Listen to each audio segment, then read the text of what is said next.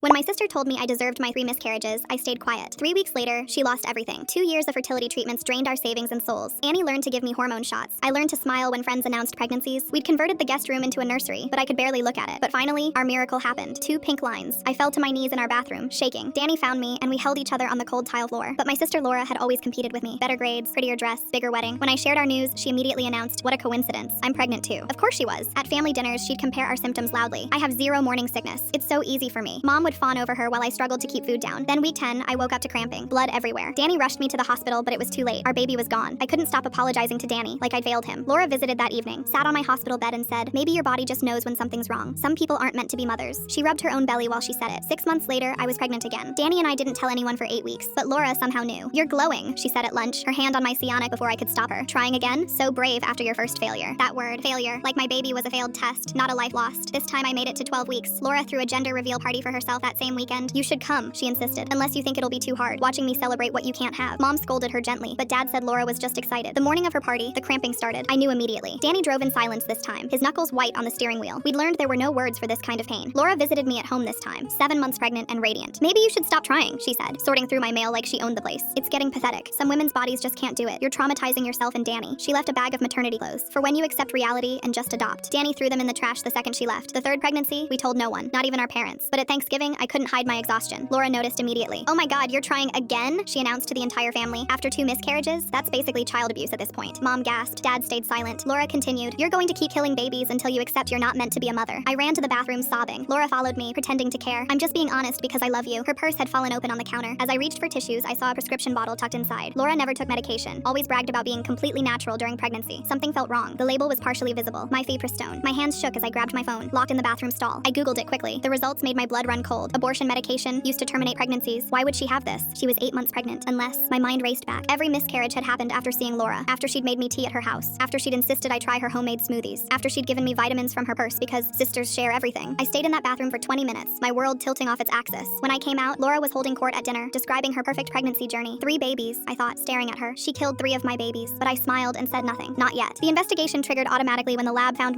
Pristone in my blood samples from the 3rd miscarriage. The police interviewed me for hours. I gave them everything. Timeline, photos, texts where she'd insisted I drink her teas. A week later, they arrested her at our nephew's birthday party. Cops walked through screaming children, passed the princess cake, and cuffed her in front of everyone. Mom fainted. Dad threw up on the lawn. Laura's husband stood frozen, holding their baby. "You jealous B-word!" Laura screamed as they dragged her out. "You couldn't let me have anything." But I couldn't understand. Why would she do this to me? It didn't make sense. Her nursing license was revoked immediately. Hospital fired her retroactively. Her husband filed for divorce and emergency custody within 48 hours. Mom still chose her side. How could you destroy your sister? 2 weeks later, Laura called from prison. "Why?" I asked. "Because my husband said your name during sex. Twice."